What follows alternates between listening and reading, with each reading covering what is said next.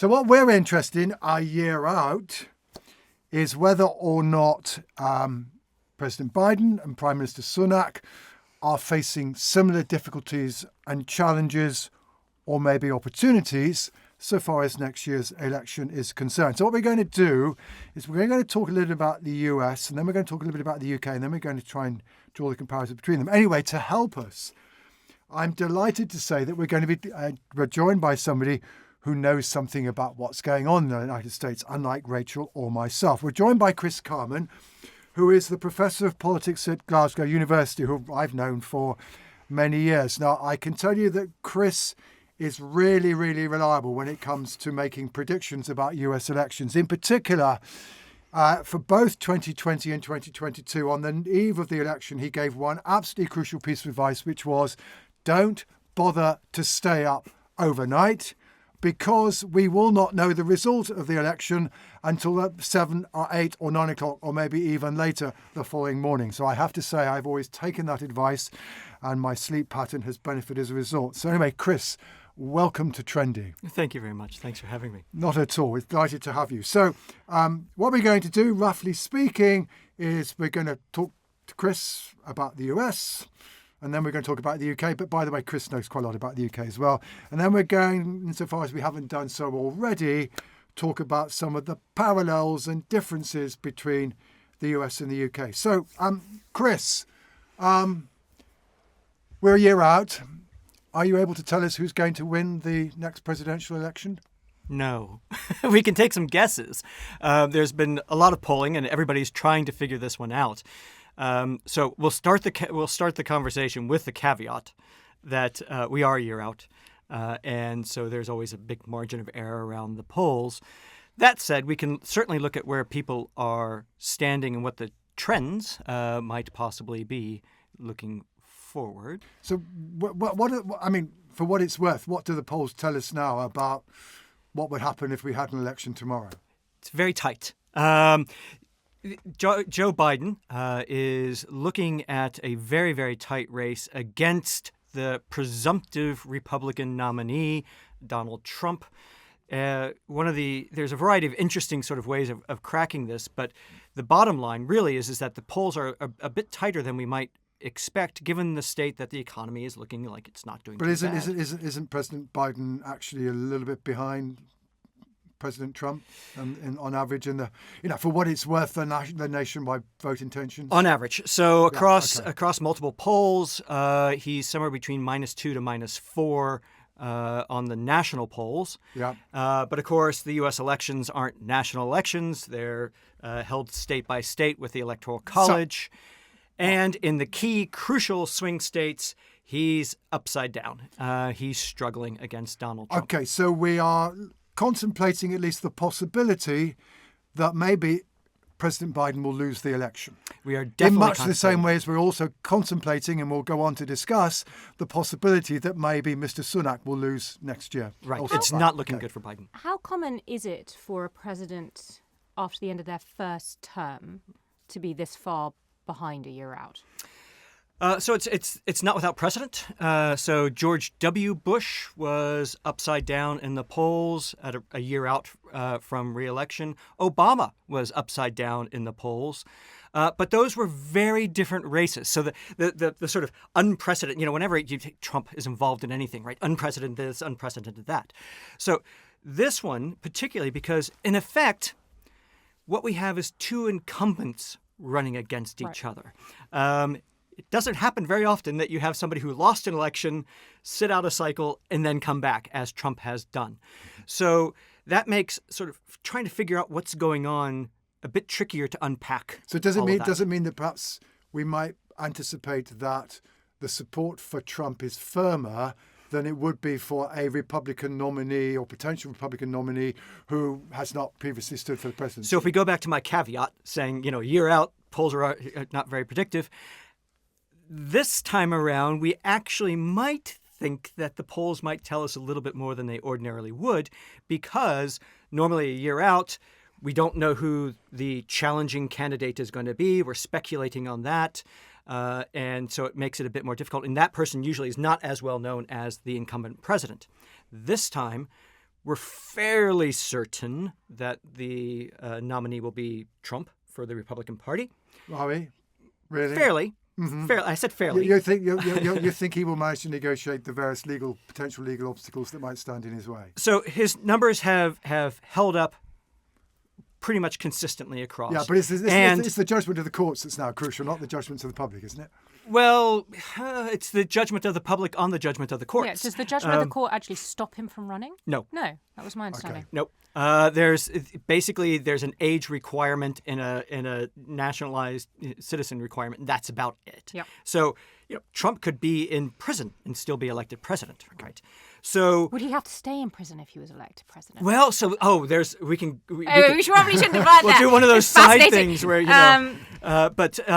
yes, there's a whole bunch of things about what the Secret Service would do if he actually were ending up a night in prison and all this sort of thing. But anyway, so the polls are sort of, in a sense, we might think that because the public knows who Trump is and they expect him to be the nominee, that the polls now maybe give us a little bit more information than we would normally expect them to do. Chris, I'm radically oversimplifying, but normally you lose support either because there's a bunch of swing voters who are going from sort of Biden to Trump, or because your core base has decided to not vote for you and possibly not for anyone.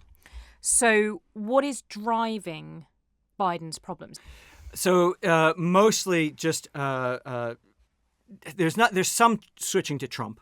So among certain demographic groups. So black voters under the age of 40, particularly young black men, have switched to Trump.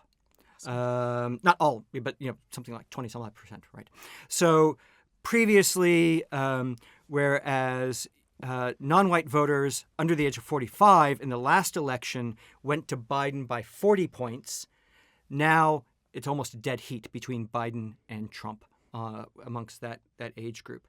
And young voters, 18 to 34, in 2020, they went to Biden by 21%. Now, the latest polls are only showing him going to Biden by about 5%. So Biden is losing his core base. That seems to be the case. We get we're getting these slightly strange signals. So we just had what's called the odd year elections in the U.S.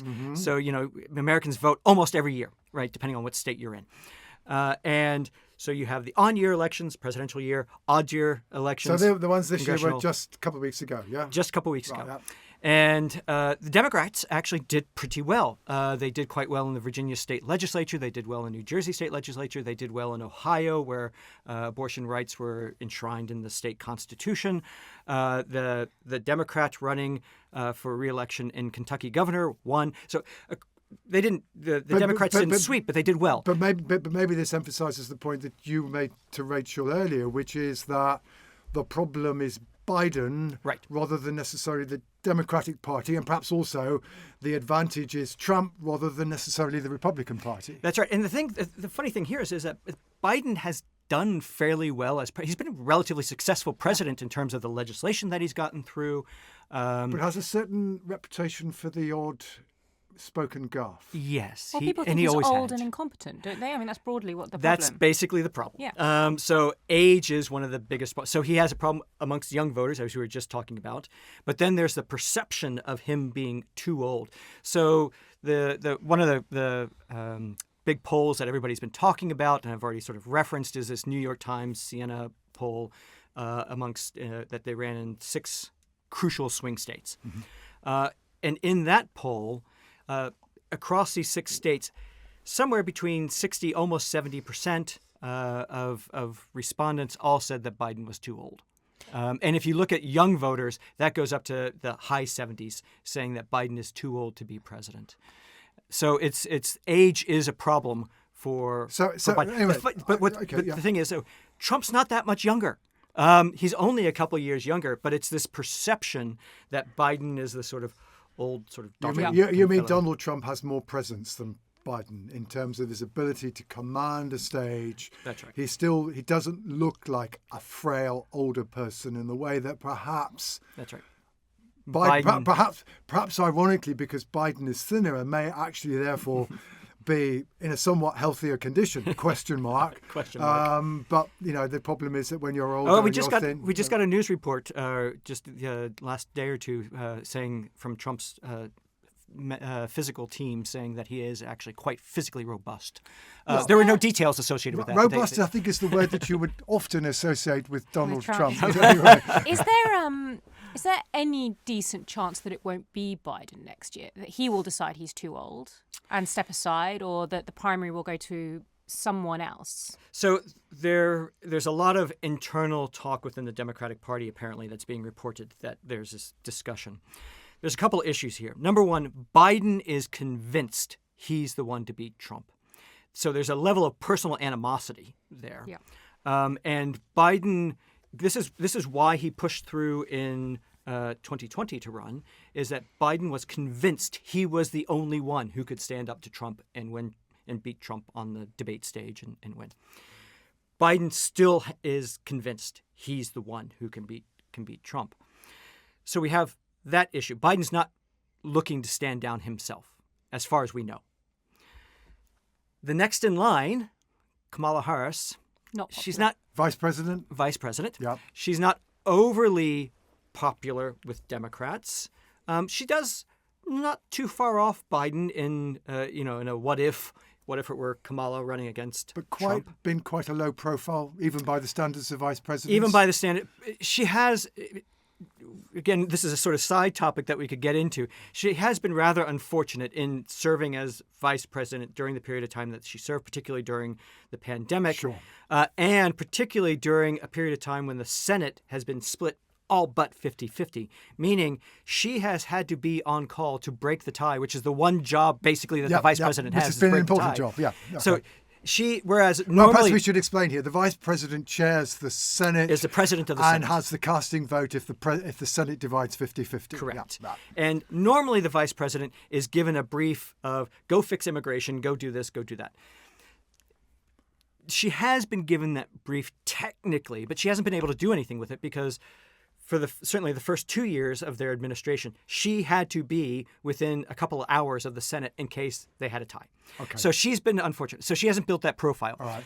So she's not, and frankly, a lot of the reporting is that she's not that effective of a administrator in terms of running her office and that sort of thing. And there's been some problems there.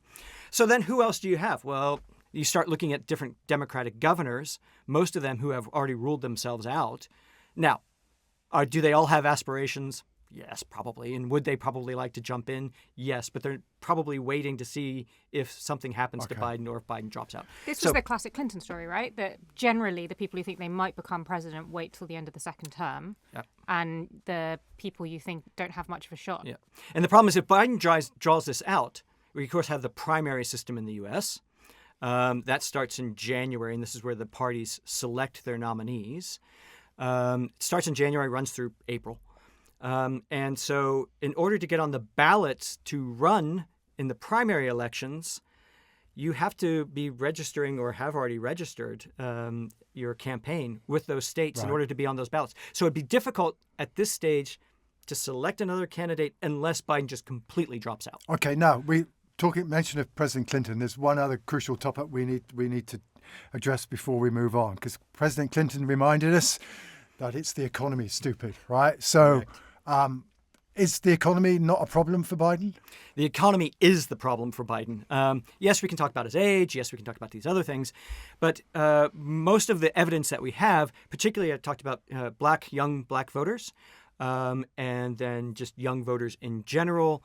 Why is it? What is the big issue that's really throwing them off? Is the state of the economy. And we have this, again, it's a strange mixed signal situation. So the interest rate is quite low, about 3%, 3.2% or so. Unemployment rate is quite low in the U.S. So many of the objective indicators look like the economy is doing fairly well. So why are people And the economy's upset? grown enormously in the last decade. It's Yes, diverged but from the so UK. has housing prices. Housing prices are up substantially. And remember, too, yes, the interest rate is down to 3.2, but just like other countries that we could look to where you've had a very high interest rate, just because the interest rate is coming down, that doesn't mean prices have come down. So people are looking at the prices that they're paying to put petrol in the tank. So what's Sorry, inflation when you in say the US? interest rate, do you mean and inflation. What's inflation? Yes. again? Yeah. Sorry. I was about to ask the I'm same sorry. I question said as interest John. rate. I meant inflation rate. Inflation, yeah. Exactly. okay. Sorry, misspoke. So the inflation rate still quite high. And I mean, the kind of inflation rates we dream of. well, are sure, over yes. here, but still relatively high. but the prices are still high then because the interest rate inflation rate And has been wages high. and wages have been kind of just about matching, but not really much more than that. That's right. Yeah, and yeah. so young people aren't getting on the housing ladder in the United Sounds States. familiar, yeah. And they are, many young people are still living with the parents after graduating from university, after having a professional And job. these are the young people that Biden, Biden is reliant losing. upon. Right. Is- Okay. Yes. And so the economy is still really the big thing that's driving. And in many ways, it's a branding problem, right? So they thought very cleverly that they would call it Bidenomics. And so turns out Bidenomics doesn't float very well as a that may- branding thing for the economy. That's a bit like Trussonomics, it seems to me. Yes, Yes, exactly. indeed. People should just drop the economics thing off of their names.